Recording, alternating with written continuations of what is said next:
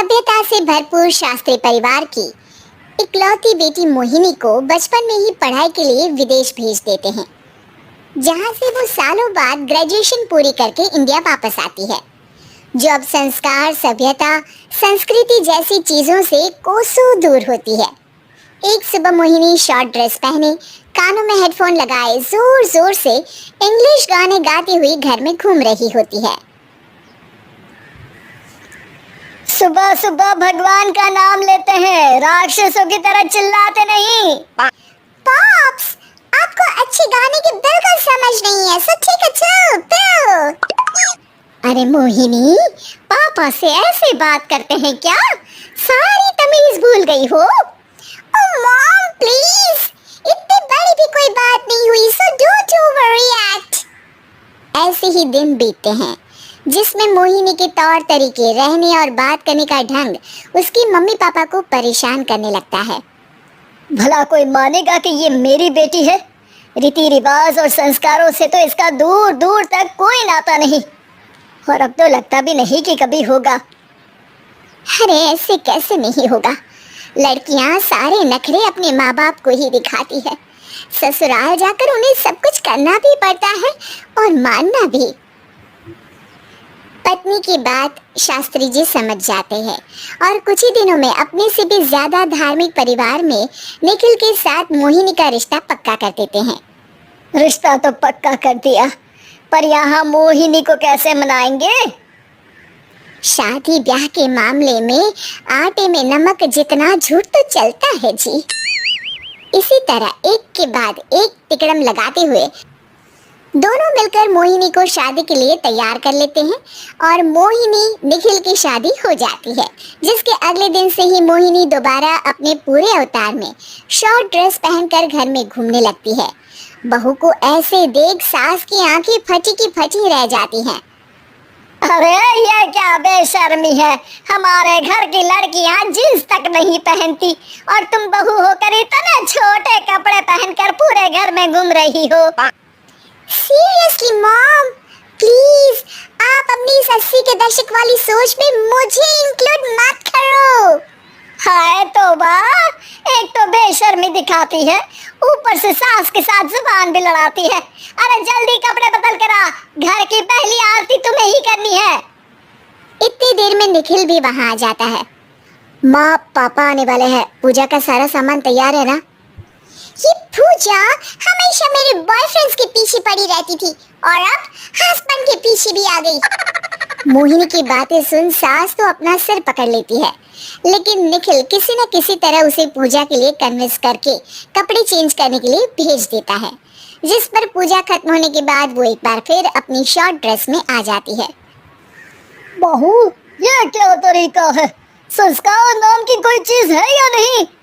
नहीं ससुर जी, संस्कार मेरा दूसरा बॉयफ्रेंड था, अब तो मेरा उससे कोई कांटेक्ट नहीं है। मोहिनी का जवाब सुन के ससुर तो भगवान नाम जपते वहां से चले जाते हैं, लेकिन सास बहू के बीच कहासुनी फिर शुरू हो जाती है, जिसे इग्नोर करते हुए मोहिनी घर से बाहर चली जाती है और देर रात घर वापस आती है। मोहिनी, मैं जानता हूँ कि तुम विदेश में रही हो और तुम्हें वहीं की आदत है, पर यहाँ चीजें कुछ अलग है। अगर तुम उस हिसाब से कुछ एडजस्ट कर लो तो सबके लिए सही हो जाएगा। I am not in a lecture mood. Good night. अगली सुबह मोहिनी देर से उठकर एक बार फिर उसी तरह सबके सामने आती है, जिस पर उसके सास कुछ बोले उससे पहले ही मोहिनी की दोस्त मोनिका और रचल वहाँ आ जाती हैं। Oh hi darling, how are you? OMG, we missed you so much. I missed you too darling. Ram Ram, इन्होंने तो तुमसे भी छोटे कपड़े पहने हैं। अरे तुम लोगों के अंदर कोई शर्म लिहाज बाकी भी है या सब बेच खाई? मोहिनी, तुम्हारी मेड कुछ ज्यादा नहीं बोलती। इस पर मोहिनी की दोस्त उसकी सास का मजाक बनाने लगती है, जिसे सुन निखिल उन्हें जवाब देते हुए कड़वे शब्द सुना देता है और वो सुन के वो दोनों तो मुंह बनाए वहां से चली जाती है, लेकिन गुस्से से लाल मोहिनी वहीं खड़ी निखिल को घूरती रहती है। घूर क्या रही हो? तुमसे शादी की ये सोचकर कि विदेश में पढ़ी लिखी हो, घर में कोई पॉजिटिव चेंज लाओगी। अपनी करियर के लिए एम्बिशियस होगी, पर अपने इस बिहेवियर से उस पढ़ाई के साथ साथ अपने मम्मी पापा के नाम को भी डुबो रही हो। अगर तुम्हें ऐसे ही हाल रखना है तो यहाँ रहने की कोई जरूरत नहीं है। निखिल की बातें सुनकर मोहिनी रोते हुए घर छोड़कर अपनी मम्मी पापा के पास वापस आ जाती है। ससुराल में सब कुछ ठीक तो है? वो अपने आप को समझते क्या है? मोहिनी पर चिल्ला रहे? मैं क्यों उसके इशारों पर चलूं? मैं अपनी लाइफ अपने तरीके से जीना चाहती हूँ और वो ना आप लोगों को मंजूर था और ना ही उन्हें है। तुम यहाँ नहीं रह सकती। अपने पापा की बात सुन के मोहिनी हैरान रह जाती है। हाँ, तुमने बिल्कुल सही सुना। अगर तुम्हें अपने इस घमंड, बेशर्मी और बदतमीजी में ही जीना है तो तुम यहाँ भी नहीं रह सकती। बेटी, मैं मानता हूँ हमारे यहाँ रीति रिवाज बहुत मायने रखते हैं और हमने उन्हीं के ओवरडोज से बचाने के लिए तुम्हें विदेश भेजा था।